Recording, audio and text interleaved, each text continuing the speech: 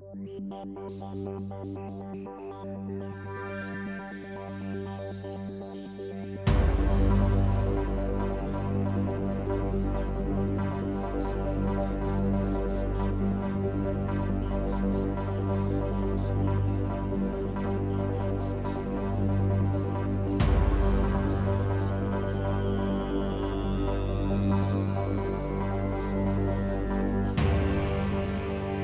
Pantazi. Today I'm going to talk a little bit about a kata. Now this kata is called Han Chi Tuite, many different names for it, It's a three-section form that goes just side to side, utilizing a horse stance, a crossover stance, and a one-legged stance.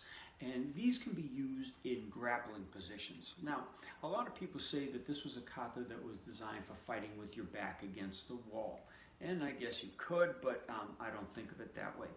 I think of it as more being on the ground. Now, on the ground, you have lateral actions, okay? You have very limited range forward and back because you either have the weight of the person on top of you or you're on top of the person putting your weight down. So that means that you can transition more laterally than you can forward and back.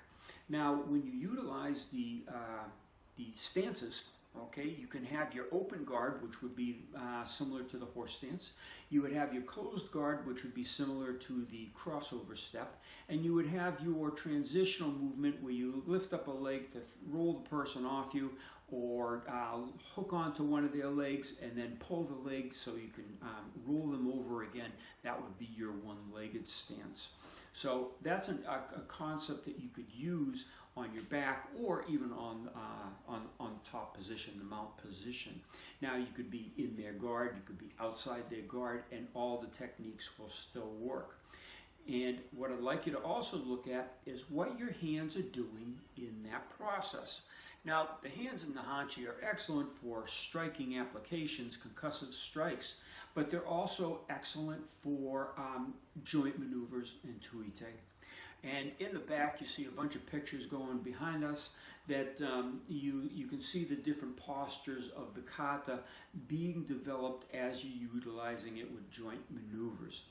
And think of this too, you can combine the grappling work with the joint maneuvers. Now I know the sport of MMA and the grappling sports do not allow for small joint manipulation.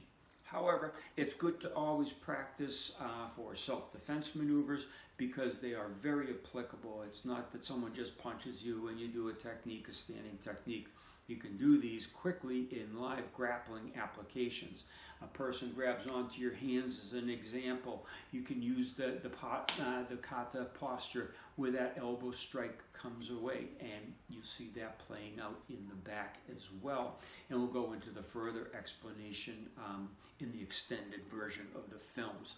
So when you take a look at Han Chi, think of it as a grappling and joint manipulation form. And that will give you a different insight, not just always punching and kicking and doing blocks here and there and everywhere.